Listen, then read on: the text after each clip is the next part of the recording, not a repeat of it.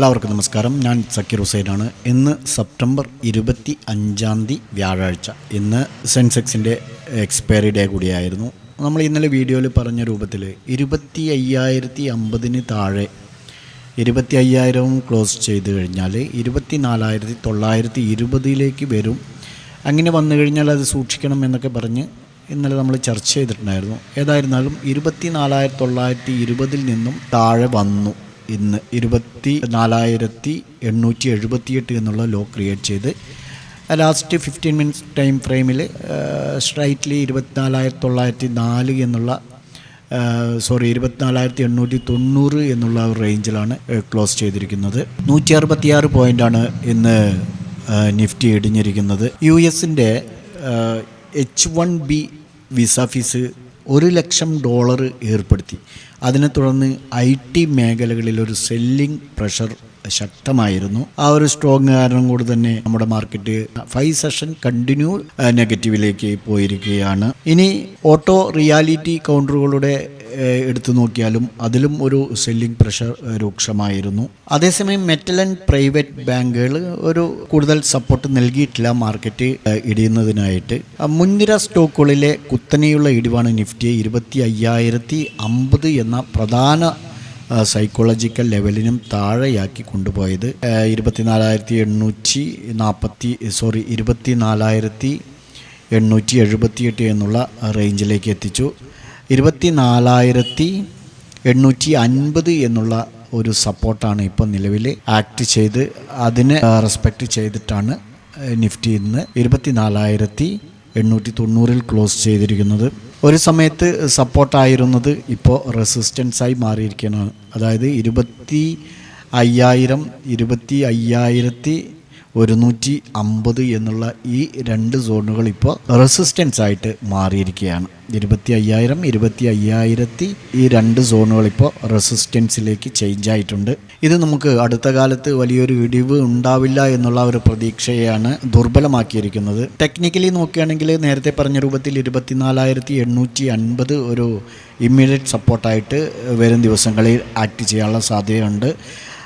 അതിനും താഴേക്ക് വരികയാണെങ്കിൽ 24,600, 24,500, 24,200 എന്നുള്ള ഈ ഒരു ഏരിയയിലേക്കൊക്കെ നിഫ്റ്റി അതിവേഗം, അതായത് 24,850 ക്രോസ് ആൻഡ് ക്ലോസ് ചെയ്ത് കഴിഞ്ഞാൽ വൺ ഡേ ടൈം ഫ്രെയിമിൽ ക്രോസ് ആൻഡ് ക്ലോസ് ചെയ്ത് കഴിഞ്ഞാൽ 24,600, 24,200 എന്നുള്ള ഈ ഒരു മേഖലകളിലേക്ക് വരെ എത്താനുള്ള സാധ്യതയാണ് ഇപ്പോൾ നമുക്ക് നിലവിൽ കാണാൻ കഴിയുന്നത്.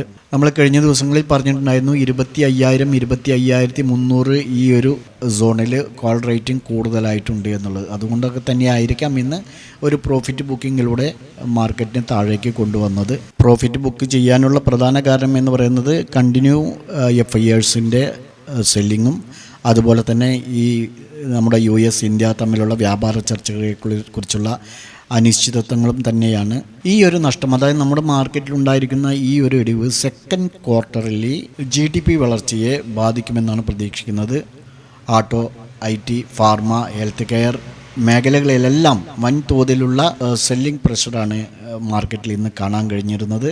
മൊത്തത്തിൽ ഇന്ത്യയുടെ സെക്കൻഡ് ക്വാർട്ടറിൽ 26 ഫിനാൻഷ്യൽ ഇയറിൽ വായ്പയെടുക്കലും US മാക്രോ ഇക്കണോമിക് ഡാറ്റയും ഈ ആഴ്ചയുടെ അവസാനം പുറത്തിറങ്ങും എന്നതുകൊണ്ട് തന്നെ മാർക്കറ്റിൻ്റെ സെൻറ്റിമെൻറ്റ്സ് വളരെ ജാഗ്രതയോടെയാണ് നിക്ഷേപർ വീക്ഷിക്കുന്നത് എന്നുള്ളതും മറ്റൊരു പ്രധാന ഘടകം തന്നെയാണ്. BSE സെൻസെക്സിനെ സംബന്ധിച്ചിടത്തോളം 555 പോയിൻ്റാണ് ഇന്ന് ഇടിഞ്ഞിരിക്കുന്നത്. 81,159 ക്ലോസ് ചെയ്തു.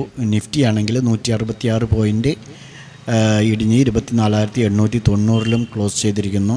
Power Grid Corporation, Tata Motors, അതുപോലെ Trent, TCS, Asian Paints, NTPC, Adani Ports, Bajaj Finserv, HCL Tech, Titan, M&M, Bajaj Finance, L&T, Eternal, Reliance Industries, Kotak bank എന്നിവയാണ് സെൻസെക്സിൽ അതുപോലെ തന്നെ നിഫ്റ്റിയിലും ഇന്ന് കാര്യമായ നഷ്ടത്തിലേക്ക് കൊണ്ടെത്തിച്ചത്.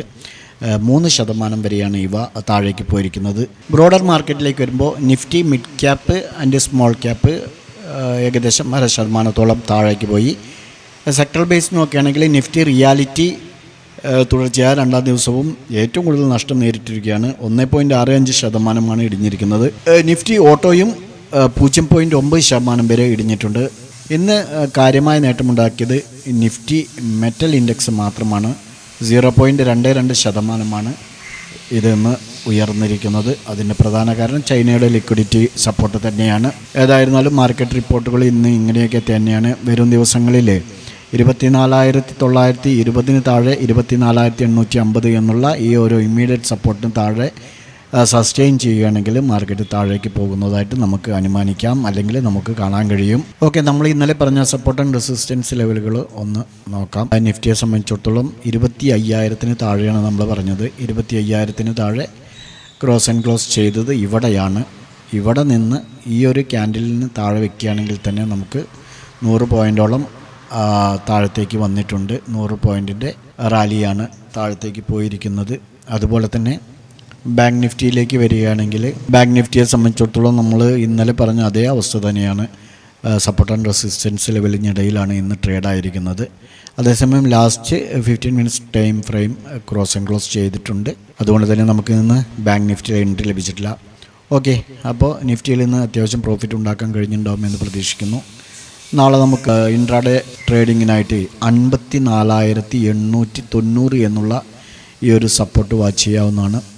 54,880, 55,250 റെസിസ്റ്റൻസും ബാങ്ക് നിഫ്റ്റിയിൽ നമുക്ക് ഇങ്ങനെ വാച്ച് ചെയ്യാവുന്നതാണ്. നിഫ്റ്റിയിൽ നോക്കുകയാണെങ്കിൽ നമുക്ക് 24,840 സപ്പോർട്ടും റെസിസ്റ്റൻസായിട്ട് 25,000.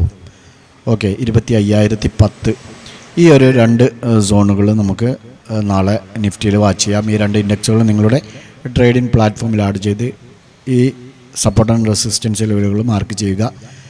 നാളെ ഇത് ബ്രേക്കൗട്ട് ചെയ്യുന്നുണ്ടോ എന്നുള്ളത് നോക്കുക. ഞങ്ങളുടെ വീഡിയോ എഡ്യൂക്കേഷൻ പർപ്പസിന് വേണ്ടി മാത്രമാണ്.